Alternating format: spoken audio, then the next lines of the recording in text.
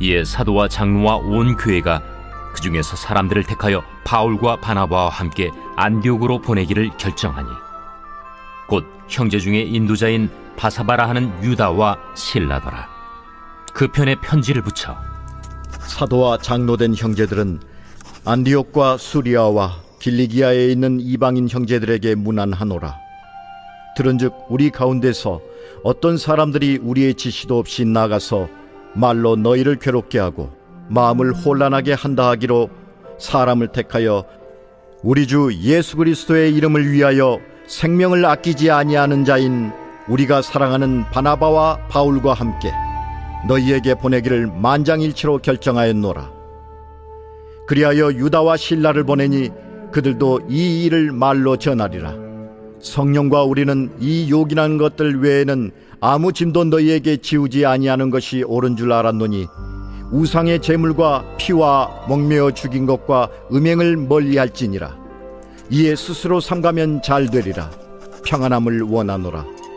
그들이 작별하고 안디옥에 내려가 무리를 모은 후에 편지를 전하니 읽고 그 위로한 말을 기뻐하더라. 유다와 실라도 선지자라. 여러 말로 형제를 권면하여 굳게 하고 얼마 있다가 평안히 가라는 전송을 형제들에게 받고 자기를 보내던 사람들에게로 돌아가되 바울과 바나바는 안디옥에서 유하며 수다한 다른 사람들과 함께 주의 말씀을 가르치며 전파하니라. 안녕하십니까 큰숲교회 가족 여러분, 8월 10일 큰숲 매일 말씀 시작하겠습니다. 오늘 본문은 사도행전 15장 22절부터 35절까지의 말씀입니다. 어제 예루살렘 회의에서 결정된 대로 야고보와 그 많은 초대교회 지도자들이 이제 안디옥에 바울과 바나바와 함께 바사바와 유다와 실라, 바사바라 하는 유다와 실라를 함께 보내기로 합니다. 왜 보낼까요? 그 이방인 지도자들, 이방인들에게 우리 예루살렘 교회에서 너네를 인정한다. 너네도 기독교인으로 우리의 형제로 우리의 가족으로 받아들이노라 하는 표현을, 그 편지를 함께 보내기로 결정한 것이죠. 그래서 23절로부터는 이방인 형제들에게 편지를 보냅니다. 이 편지의 내용은 우리가 너희에게 또 다른 짐을 지우는 것은 부당하다. 28절에 성령과 우리는 이 요긴한 것들 이외에는 아무 짐도 너희에게 지우지 아니하는 것이 옳은 줄을 알았나니 우리가 너희로 하여금 유대의 율법, 유대의 관습, 할례부터 시작해서 수많은 유대의 생각의 선민이라고 생각했던 그 모든 특성들을 제한다. 안 해도 된다.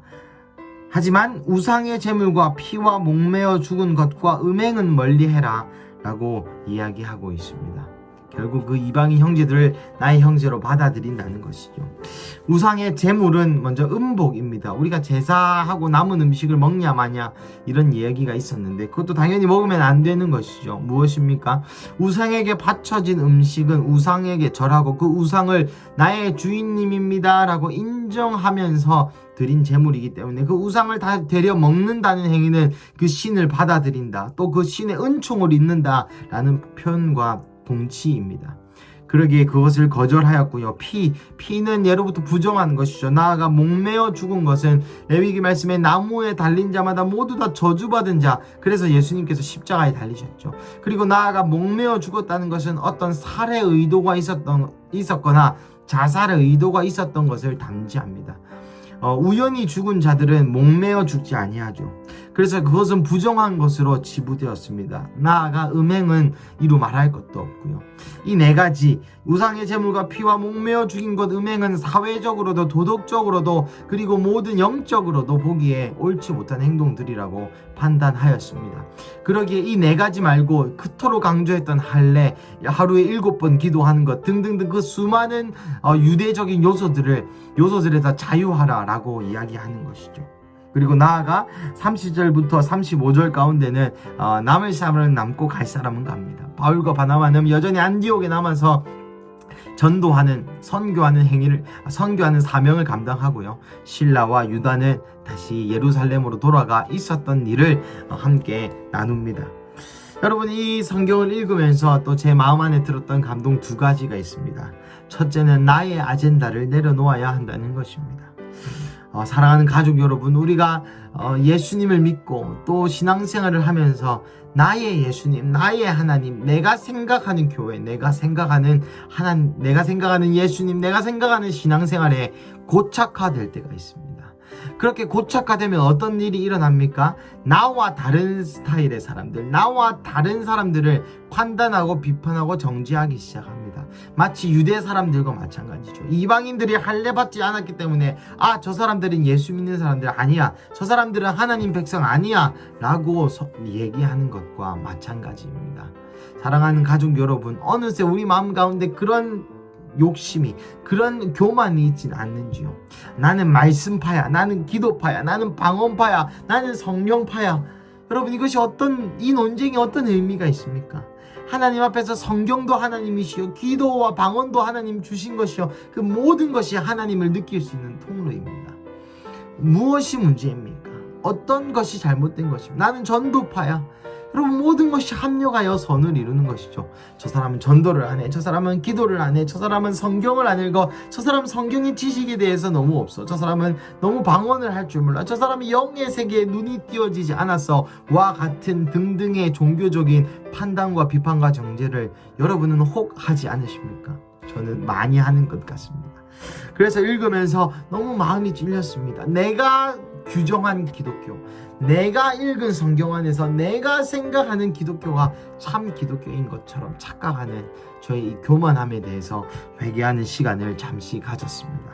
그리고 두 번째는 이 사명에 따라 하나님이 사람을 부르셨다는 것입니다.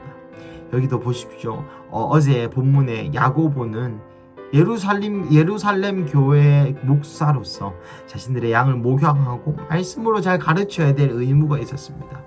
하지만 바울과 바나바는 어떻습니까? 여기 남아서, 안디옥에 남아서 선교하고 전도하고 예수님의 그 마지막 때 또 이방인들의 문이 열리는 그것을 위하여서 목숨을 바친 자들이었죠.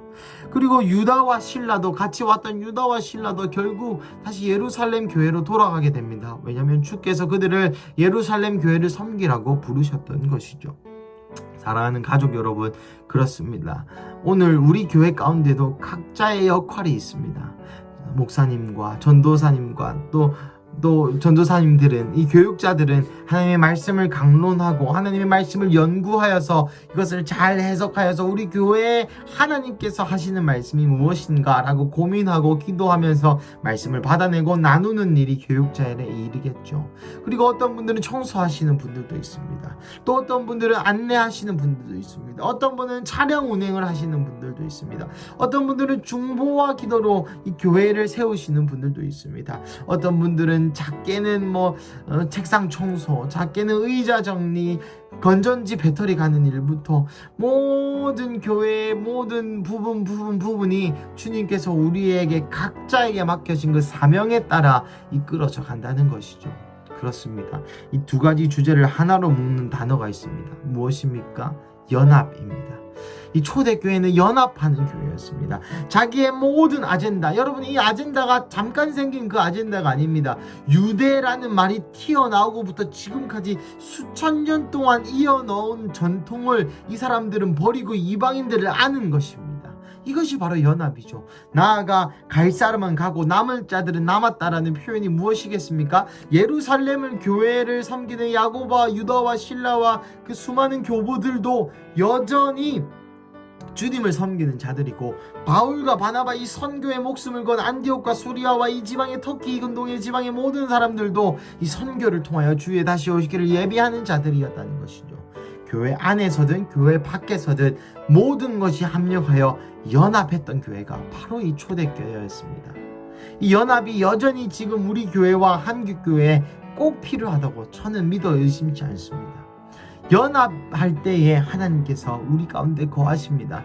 요한복음 17장을 목사님께서 강론하고 계신데, 여러분, 이 요한복음 17장은 예수님께서 마지막으로 하셨던 기도입니다. 유언과 같은 말씀이죠. 그때 예수님이 가장 강조해서 했던 포인트, 가장 강조해서 했던 기도가 무엇이었냐면, 하나님, 저들로 하여금 하나가 되게 하여 주십시오 라는 기도였습니다.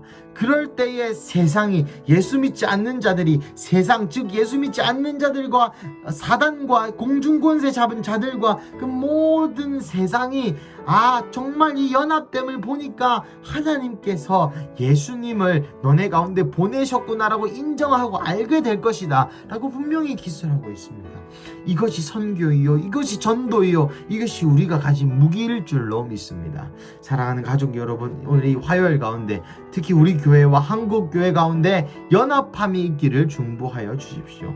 이 연합됨 안에서 초대교회가 폭발적으로 부흥하고 연합됨 안에서 그 하나님이 거하시는 처소가 되셨듯이 오늘 21세기 2021년 우리에게도 이 연합됨으로 말미암아 이 연합함 안에 주님의 처하실 거소가 되고 이 연합함으로 부흥 마지막 때의 추수를 이루는 그런 큰숲교회와 한국교회가 되게 해달라고 함께 기도해 주시기를 간청드립니다. 우리 함께 기도하시겠습니다. 하나님 감사합니다. 이 사도행전 15장의 말씀을 통해서 우리에게 연합의 가치를 가르쳐 주시고 이방인들과 유대교회가 하나가 되고 또 유대교회 안에서도 선교하는 자들과 목용하는 자들이 하나가 되어 하나님의 거룩한 뜻을 이룸을 봅니다. 하나님, 원하옵기는 요한복음 17장에 예수님께서 하나님께 드렸던 그 기도가 오늘 우리 교회 가운데 이루어지기를 간절히 원하고 소원합니다. 하나님, 예수님께서 하나님께 그 유언처럼 간절히 드렸던 바로 그 기도가 오늘 2021년 이 한국 땅에 이루어지기를 간절히 기도합니다. 하나님, 우리에게 연합을 허락하여 주시옵소서. 나의 아젠다를 내려놓고 나의 전통을 내려놓고 예수를 주라 시인하는 모든 형제들과 연합할 수 있는 그 사랑, 그리고 교회 안에서도 어떤 일을 섬기든지 누구는 천하고 누구는 귀한 것이 아니라 그 모두가 합력하여 선을 이루는 그러한 남을 나보다 낮게 여기는 그 연합이 이루어지게 하여 주시옵소서. 그래서 주님, 내가 먼저 그 연합에 앞장서겠습니다. 나의 교만한 생각과 교만한 마음을 용서하여 주시고 하나님, 남을 나보다 낮게 여기는 겸손한 마음, 하나님, 서로가 서로를 사랑하는 그 사랑의 마음, 그것을 통하여서 우리의 연합함을 확장시키고 이 연합함 가운데 주님을 초청하고 이 연합함 가운데 또 다른 많은 사람들을 초청하여 우리가 주님의 사랑의 가족으로서 사랑의 군대로서 일어나는 우리 군수교회 되게 하여 주시옵소서. 주님 감사합니다. 이 모든 말씀 살아계신 예수님의 이름으로 기도드렸습니다. 아멘.